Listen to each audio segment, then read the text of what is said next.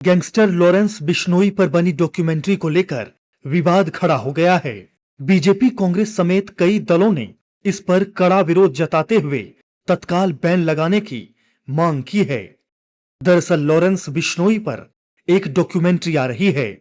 विरोध करने वाले का तर्क है कि ऐसी सीरीज के माध्यम से अपराधी और अपराध का महिमा मंडन किया जा रहा है। इस वेब सीरीज पर प्रमुख दलों के नेता आपस में ही भिड़ते नजर आ रहे हैं। आधे लोग पंजाब का जो नौजवान है, आधा तो चला गया बाहरले मुल्क में, आधा है ड्रग्स में, ड्रग्स के कारण जेलों में। तो जो कोई बच खुच गए हैं उनको क्या ये सेध देनी है इन्होंने भी लॉरेंस ऑफ पंजाब को फॉलो करो, एक गैंगस्टर को, या शहीद भगत सिंह या राजगुरु को अपना रोल मॉडल बनाएं। ये सरकार से मैं पूछना चाहता हूँ। दफ्तरों में तो इन्होंने भगत सिंह जी की फ़ोटो लगाई है, पर रोल मॉडल किसको मान रहे हैं? लॉरेंस ऑफ पंजाब को।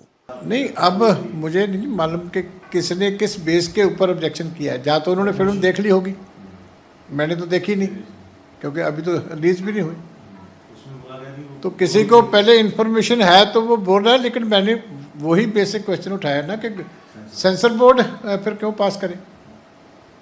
फिर गवर्नमेंट को ही जवाबदेही होनी चाहिए ना, चाहे स्टेट गवर्नमेंट्स हैं चाहे सेंट्रल गवर्नमेंट है, इनकी जवाबदेही है कि क्यों फिर ऐसी फिल्में रिलीज होती हैं। देखिए, आम आदमी पार्टी की सूबा सरकार ने तो किया कुछ नहीं, बीजेपी की केंद्र सरकार ने नहीं कुछ किया, जिम्मेवारी उनकी थी। लेकिन पंजाब कांग्रेस बतौर प्रिंसिपल ऑपोजिशन ऑनरेबल पंजाबना हाई कोर्ट का रुख करने जा रही है। हम PIL मूव करेंगे, पब्लिक इंटरेस्ट लिटिगेशन।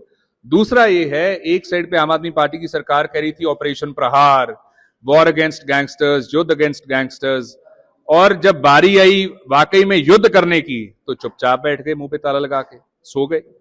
और ना ही बीजेपी की सरकार ने कहा कुछ, जो कहते थे अच्छे दिन आएंगे, और ये ना आम आदमी पार्टी ने कहा जो कहते थे बदलाव होगा। भारतीय जनता पार्टी को बहुत शौक है, ये लोग फिल्में बनवाते हैं, ये लोग इस तरीके की डॉक्यूमेंट्रीज बनवाते हैं, अपनी प्रोपेगेंडा फिल्म्स बनवाते हैं। मुझे लगता है ये भी भारतीय जनता पार्टी की एक प्रोपेगेंडा फिल्म है, और जिसको बैकएंड से कहीं ना कहीं उनका सपोर्ट मिलेगा। उन्होंने ही इस चीज के लिए उत्साहित किया होगा कि इससे दो हित उनके सदते हैं।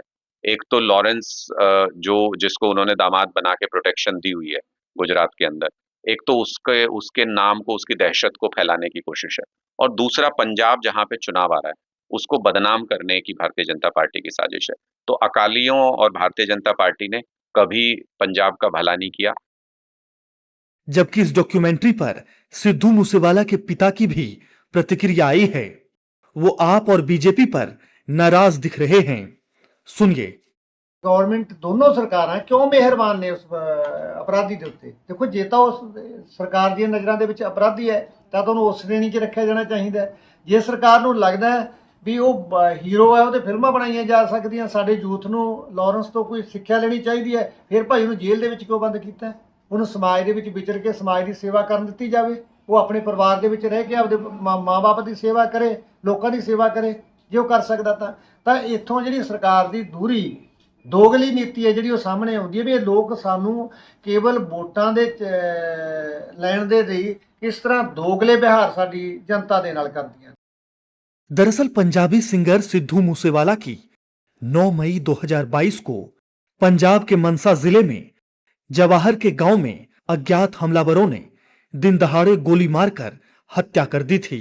इसकी जिम्मेदारी लॉरेंस बिश्नोई ने ली थी और तब से ही लॉरेंस बिश्नोई देश विदेश में चर्चा का केंद्र बना हुआ है।